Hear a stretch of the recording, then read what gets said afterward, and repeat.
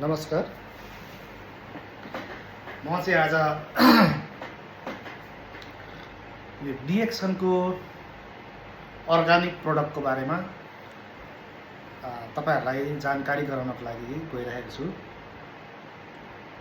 यो डिएक्सन के हो र किन आवश्यक छ डिएक्सन भने डिएक्सन एउटा मल्टिलेभल मार्केटिङ कम्पनी हो जुन मलेसियामा स्थापित छ। अहिले विश्वको 190 भन्दा बढी देशहरूमा यसको प्रोडक्टहरू लन्च भइसकेको छ। नेपालमा यसको अहिले आफ्नै प्राइभेट कम्पनी छ। डिएक्सनमा कुनै पनि मिश्रित चीजहरू, आर्टिफिशियल चीजहरू र केमिकल लगाएर बनाएका चीजहरू कुनै पनि छैन। सबै अर्गानिक छन् जुन मानव शरीरको लागि एकदम अति महत्त्वपूर्ण छ, जुन कि मेडिकल साइन्सबाट पनि उपचार नभएका व्यक्तिहरूले डिएक्सनको प्रोडक्ट युज गरेर लाभान्वित हुने एउटा प्रोडक्टहरू यसमा पाइन्छ र यो नेचुरल छ, अर्गानिक छ र एकदम लाभदायक छ। साथसाथै यसमा लागेर तपाईहरुले काम गर्दाखेरि यसमा स्वास्थ्य लाभ लिनुको साथै आर्थिक लाभ र तपाईहरुमा चाहिने, तपाईहरुले पाउने खुसी प्राप्त गर्ने ठाउँ चाहिँ डिएक्सन छ। मलाई पनि आजभन्दा 10-11 वर्ष अगाडिदेखि पत्थरिया भन्छ नेपालीमा चाहिँ किडनी स्टोन थियो, दुईटै किडनीमा। मैले मलेसियामा हुँदैखेरि दुवैवटा किडनीको अपरेसन गरेको थिएँ र त्यतिखेर पनि डाक्टरले चाहिँ कम्प्लिटली अपरेसन नगरेर राइट साइडको किडनीमा एउटा स्टोन छोडेको थियो। मलाई भनेको थियो स्टोन चाहिँ ठुलो थियो, फुटाउँदा फुटाउँदै सानो भयो एउटा, त्यो चाहिँ एकदम अप्ठ्यारो ठाउँमा थियो र त्यसलाई चाहिँ निकाल्न सकेन। त्यतिखेर त्यसले केही गर्दैन, पानी खाएर औषधि खाँदै जान्छ भने। दुईटै किडनीमा लेफ्ट साइडको किडनी क्लियर थियो र दुईटै किडनीको अपरेसन गरेको थियो। त्यस पछाडि त्यसको 4-5 वर्षसम्म केही भएन। 4-5 वर्ष पछाडि पुनः जसरी नै पहिले किडनीको समस्या हुँदा, किडनीमा स्टोन हुँदाखेरि समस्या आउँथ्यो, त्यही खालको समस्या फेरि आयो। आएपछि मैले के सोचेँ भने अब फेरि बार अपरेसन गर्नु हुँदैन, एउटा किडनीलाई समस्या भइरहेको छ, यसलाई चाहिँ हरेक पटक चाहिँ उपचार गरेर चाहिँ थिलथिलो बनाउनु हुँदैन भन्ने एउटा कन्सेप्ट थियो। त्यो गर्दा गर्दै मैले आफ्नै कारणले चाहिँ अलिकति स्वास्थ्यलाई ख्याल नगर्दाको कारणले पेन किलरहरू खाँदै अनि अरू घरायसी औषधिहरू खाँदै बस्दै जाँदाखेरि कतारमा आजभन्दा 4 वर्ष अगाडि पुनः मैले दुवैवटा किडनीको अपरेसन गरेँ। 4 पटकसम्म 6 महिना लगाएर 4 पटकसम्म अपरेसन गरेँ। अपरेसन गर्दाखेरि यहाँको इन्सुरेन्सबाट चाहिँ मेडिकलले मनग्गे राम्रो आम्दानी गर्ने भएकोले हामी एउटा बिरामीलाई, पेसेन्टलाई अपरेसन गर्न जाँदाखेरि चाहिँ एउटा पैसा आउने थलो, एउटा माध्यम भएको कारणले चाहिँ इन्सुरेन्सले यसलाई चाहिँ अपोइन्टमेन्ट दिइदिए 6 महिनाको पिरियड राखेर एउटै पिरियडमा 15,000 20,000 रियलको चाहिँ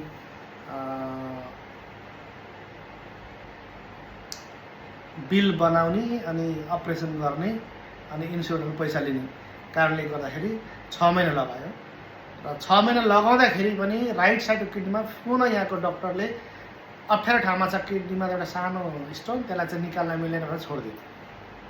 फेरि त्यसको 2-3 वर्षसम्म एकदम सही भयो, राम्रो भयो। फेरि दुख्न थाल्यो, हल्का पोले जस्तो हुन थाल्यो। अनि मैले जुन हस्पिटलमा गएर उपचार गरेको थिएँ, अपरेसन गरेको थिएँ, त्यहीँ गएर सेम डाक्टरलाई देखाएपछि उसले भन्यो कि अब तेरो किडनी लेफ्ट साइडको चाहिँ ठिकै छ, स्वस्थ छ। तर राइट साइडको किडनी चाहिँ तेरो जुन एज छ त्योभन्दा पनि डबल भइसक्यो त्यसको एज, मतलब काम गर्न छोड्दै छोड्दै गइरहेको छ। अब आफैले मुख बार्ने अनि मुख बारिसके पछाडि मात्रै केही कन्ट्रोल भएर भयो, नभए ट्रान्सप्लान्ट गर्नुपर्छ भनेर 81 डक्टरले सेम किडनीकै डक्टरले गएर देखाउँदाखेरि यस्तो भनेपछि कसलाई एउटा चिन्तित हुँदैन, को चिन्तित हुँदैन। र त्यस पछाडि मैले अब औषधि नै छैन, डक्टरले तेरो लागि औषधि नै छैन, त्यो जुन तेरो किडनी सानो भइसकेको छ 50% जति साइजको हुनु, हेल्दी किडनी जति साइजको हुनु पर्थ्यो त्यसको चाहिँ 50% चाहिँ सानो भइसकेको छ। अब यो सानो भइसकेको किडनीलाई ठुलो बनाउन र कमजोर किडनीलाई हेल्दी बनाउने मेडिकल साइन्समा कुनै पनि मेडिसिन छैन। त्यस कारणले अब आफैले मुख बार्ने, सेतो चिजहरू नखाने, जस्तै चामल नखाने, भातै खानु भएन, चिनी नखाने, नुन नखाने, व्हाइट चिजहरू कुनै खाँदै नखाने। कोल्ड ड्रिङ्क्सहरू त अब त खाने कुरै भएन, कोल्ड ड्रिङ्क्स त कुनै पनि कोल्ड ड्रिङ्क्सले हाम्रो स्वास्थ्यको लागि फाइदै गर्दैन। अनि त्यस पछाडि के चाहिँ खाने त?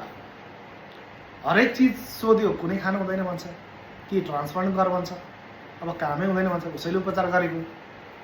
र त्यसै सिलसिलामा मैले 2004 मा नै डिएक्सन भन्ने कम्पनीको बारेमा राम्रो ज्ञान प्राप्त गरेको थिएँ।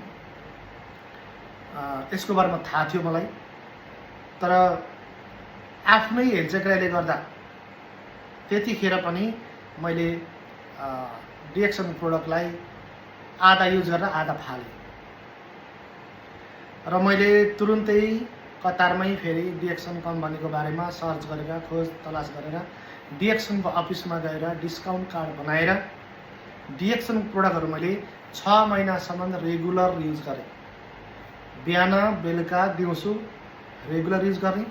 र डिएक्सन प्रोडक्टमा डक्टरको मेडिसिन जस्तो, मेडिकल साइन्सको मेडिसिन जस्तो बिहान बेलुका खाने, भात खाएपछि खाने, खाना अघि खाने या खानापछि खाने भन्ने कुनै पनि टाइमिङ हुँदैन यसको। किनभने यो मेडिसिन होइन, तर यो फुड सप्लिमेन्ट हो। हामीले खाएको चिजहरूले जसरी हामीलाई भित्र गएर बर्बाद गरिरहेको छ, त्यो बर्बाद गर्ने चिजहरूलाई चाहिँ बाहिर फाल्ने काम गर्छ। दिसा पिसाबको चाहिँ थुकको, खकारको, पसिनाको, आँसुको माध्यमबाट बाहिर निकाल्ने काम गर्छ, होइन? जस्तो हामी पसिना काम गर्दा त पसिना निस्किन्छ भनेपछि डिएक्सनको प्रोडक्टहरू हामीले यो प्रोडक्टहरू युज गर्दाखेरि,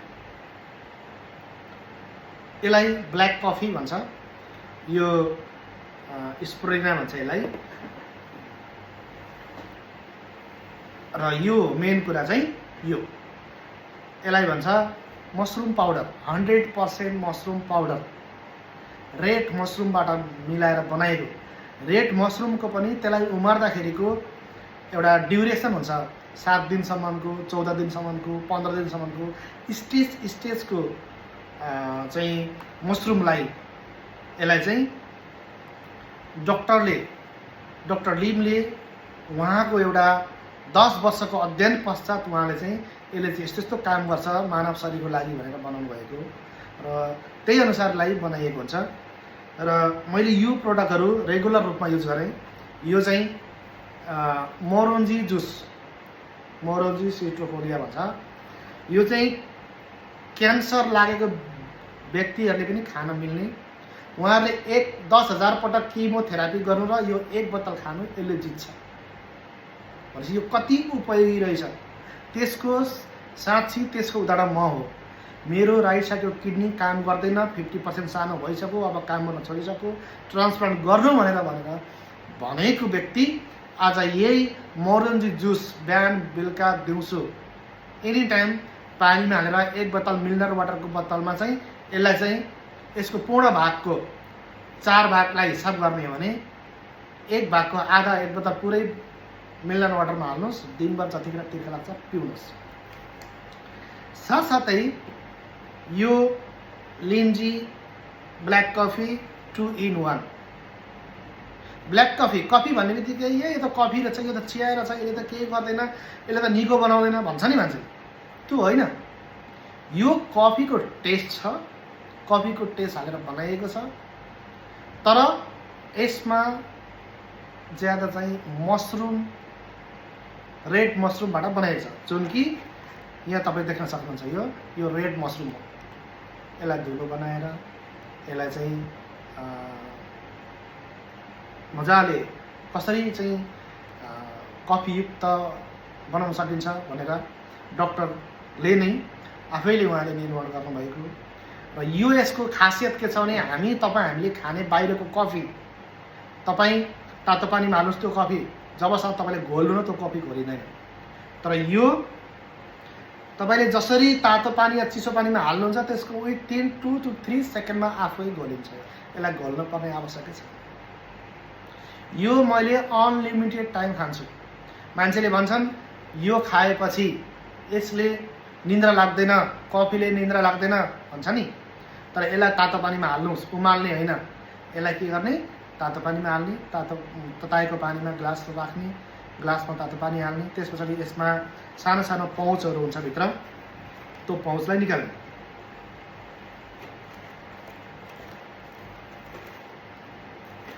त्यो पाउचलाई निकालेर खान सक्नेले पुरै पनि खान्छन्। तर म चाहिँ यसलाई 4 पटक 5 पटक अथवा मिनरल वाटरको बोतलमा यसलाई पुरै हालेर यसलाई घोलेर दिनभर पिउने गर्छु।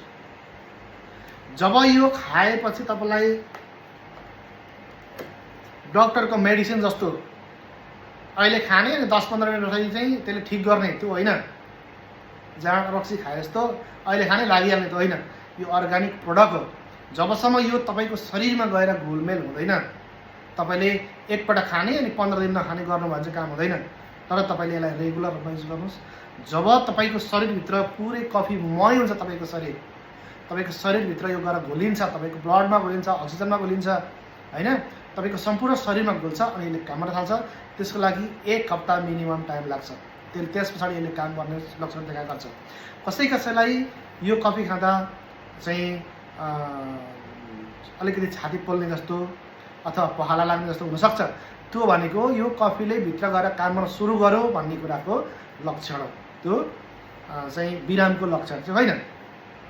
र यो खाएपछि यसले मेन कुरा गर्ने काम भनेको तपाईँको शरीरमा बिग्रिएर बसेका जुन सेल्सहरू हुन्छन्, त्यो सेल ड्यामेज भइसकेका सेल ड्यामेज हुँदै गएपछि त्यसले 100% रूपमा शरीरलाई काम गरेर रिजल्ट दिन सक्दैन। नसकेपछि यो कफी खाएपछि त्यो बिग्रेर बसेका सेल्सहरूलाई पुनर्निर्माण गर्ने काम गर्छ। त्यो सेललाई रिपेयर गर्ने काम गर्छ। रिपेयर गर्ने काम गरेपछि त्यो पूर्ण रूपमा हेल्दी हुन्छ। हेल्दी भएपछि तपाईँको शरीरमा चाहिने पौष्टिक तत्त्वहरू, तपाईँको शरीरमा चाहिने एकदम 100% शरीरमा ताकत दिने शक्तिहरू होइन, यसमा चाहिँ 400 भन्दा बढी पौष्टिक तत्त्वहरू, शरीरलाई चाहिने पौष्टिक तत्त्वहरू चाहिँ यो कफीमा हुन्छ। जस्तै तपाईँले 5 केजी स्याउ खानुहोस्, 5 केजी बनाना लिएर खानुहोस् होइन, 5 केजी अङ्गुर खानुहोस्। यो चिजहरू खाँदाखेरि तपाईँलाई जति फाइदा हुन्छ नि, यसको एउटा पाउच खाँदा तपाईँलाई त्यति फाइदा हुन्छ। यसको कुनै साइड इफेक्ट छैन, यसमा कुनै केमिकल मिसाइएको छैन। त्यसकारणले यो मैले 6 महिनासम्म रेगुलर खाएँ अनि यो मसरुम पाउडर अझै पनि खाइरहेको छु। र बिरामी नै नभएको व्यक्तिले खाँदाखेरि पनि कुनै पनि बिरामीहरू चाहिँ रोगहरूले भेट्दैन प्रायः होइन। त्यो रोगहरूले चाहिँ जित्न सक्दैन, किनभने तपाईँको शरीरको इम्युनिटी पावर, शरीरलाई चलाउने सिस्टमलाई बलियो गराउँछ यो खाएँ। त्यस पछाडि मैले मोरल जुस यो लगातार मैले 3 महिनादेखि 6 महिना रेगुलर खाएपछि अहिले मेरो 50% सानो भएको किडनी, काम गर्न छोडेको राइट साइडको किडनी 100% सही भएको छ। दुईटै राम्रो भएको छ। म हेल्दी भएको छु। म पहिले यसरी टुक्रुक्क बस्न पनि सक्दैन थिएँ।